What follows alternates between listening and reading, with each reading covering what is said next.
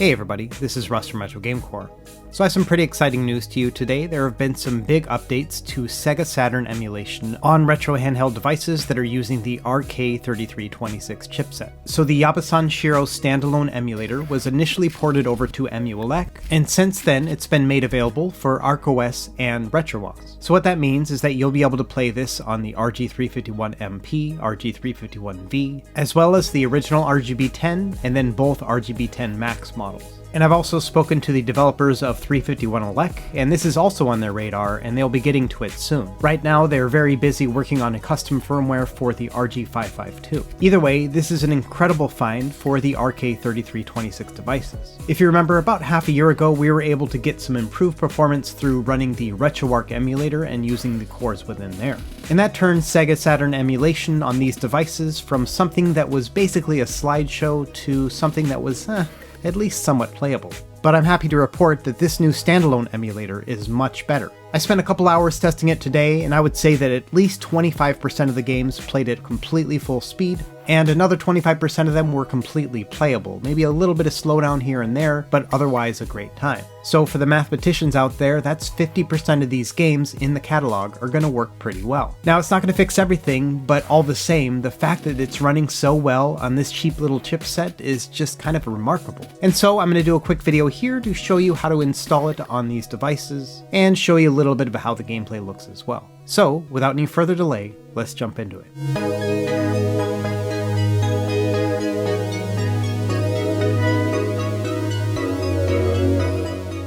Alright, we're going to start with the RG351V running ArkOS. Now the reason I'm picking this one first is because it has built-in Wi-Fi, so we do need to update ArkOS, and it's as simple as just going into the update section here in this firmware.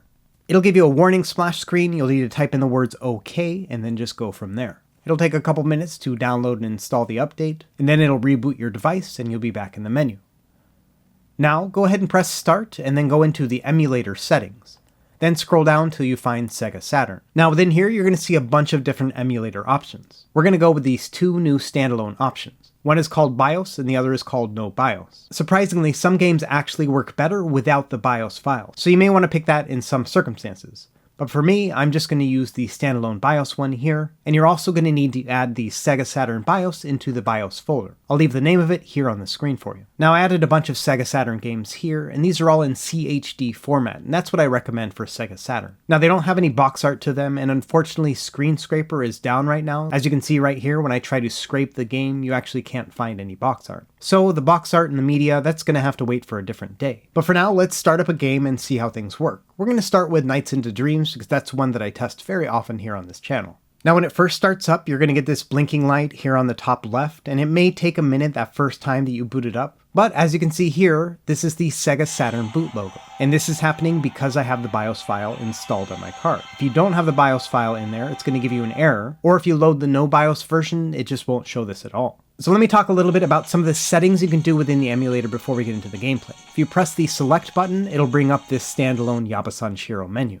And there's a couple things you can tweak inside here. For example, in the config menu, you have the ability to change the resolution. It's already set for the original Sega Saturn resolution, and I would leave it at that. This chipset would not be able to handle anything else. And also there's an option for changing the aspect ratio. And if you're using the RG351V or the MP, I recommend changing it to 4:3. Because otherwise it'll be a little bit too big for the screen. Also near the bottom, you can have the ability to turn on frames per second as well as frame skip. By default, frame skip is on, and I would recommend keeping that on as well. Additionally, by default, only the D-pad's going to work, not the analog stick. So there's a couple different things you can do. If you go into the Player 1 section, you'll find you can remap all of the controls, and also there's an option to turn on analog mode for the games that support it. Now, Nights into Dreams does support analog mode, but for some reason with the RG351V, the controls are swapped, so up is down and left is right. And I've let the developer know about this, and he'll probably fix it in a future update, but for now there's an easier fix. What I would do is turn off analog mode, and then remap your up, down, and left, right to the analog stick controls instead. That way the analog controls are going to basically mimic the D-pad control. And just like that, you now have analog controls in Nights into Dreams.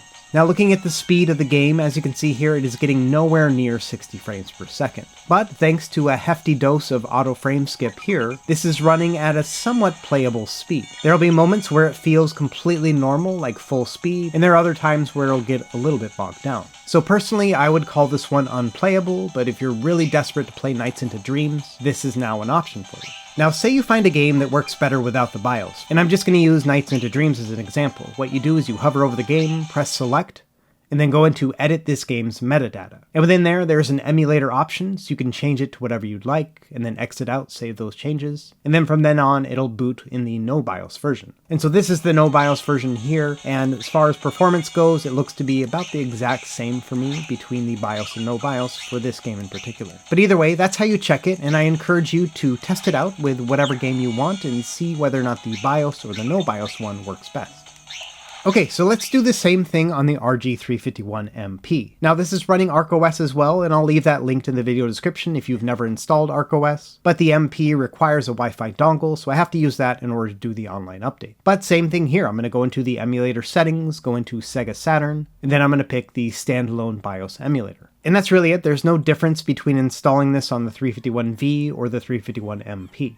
And of course, performance is going to vary by game. It's really going to depend on whether or not it's a very 3D intensive game. And in general, Sega Saturn is very hard to emulate anyway. But some games, like Clockwork Knight 2, they work just fine. Others, like Panzer Dragoon, look beautiful, but they just unfortunately don't run at full speed. Again, I would consider this one to be unfortunately unplayable. But one thing to note here, if you turn on analog mode for the games that support it on the RG351MP, you're not going to have any of those issues with the controls being swapped.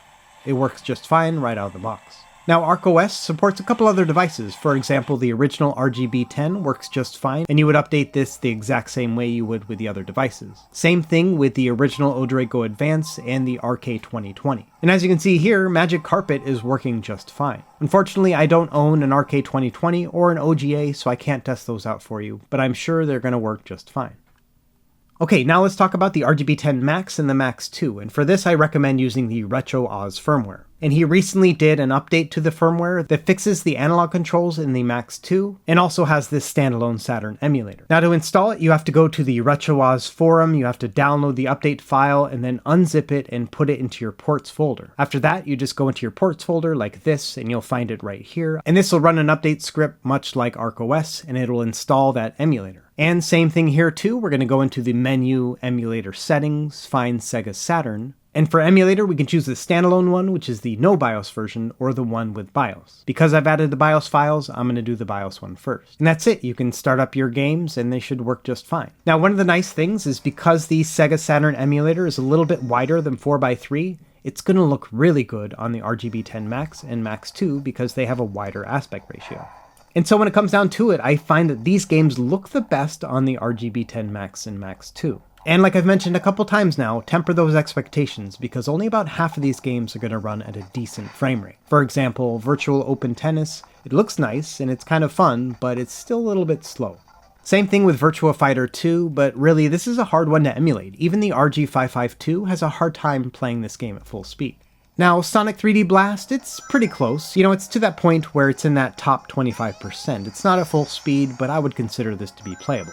So which games are playable? Well, what I'll do is in my video description, I'll leave a link to my written post. And in there, I'll put a list of all the games that I tested that I found to be at least at playable speeds. And I've also seen a couple other lists floating around of other games, so I'll add those to my list as well. For the most part, side-scrolling beat-em-ups seem to work really good. I mean, basically any 2D game. Same thing with point-and-click adventures like Blazing Dragons. And the thing is, the Sega Saturn had a ton of different cool role-playing games, things that were never on my radar back in the day. And since this was the first fully CD system made by Sega, a lot of these have CD voice tracks. And so games like Magic Knight Ray Earth, they sound just great. But in general, if you're an old school RPG fan, I think you're going to find a lot of hidden gems here. And some classics, like for example the very first Sakura Wars, is available on the Sega Saturn as well. As far as I know, this only has a Japanese version, but there might be a patch out there that can do the English side, and maybe it'll work on this too. Either way, it's going to be fun to try to test that out.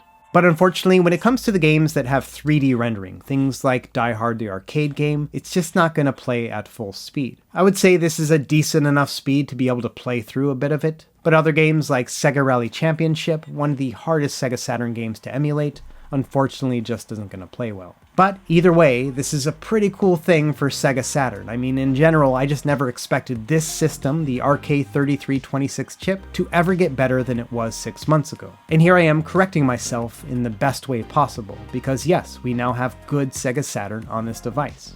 So if you're like me and you're watching everyone else get the AYN Odin and getting a little bit of FOMO in there, this might be able to hold you over until the next one hits your mailbox. Either way, that's it for this video. Let me know what you think in the comments below, and be sure to like and subscribe if you found this helpful. And we will see you next time. Happy gaming.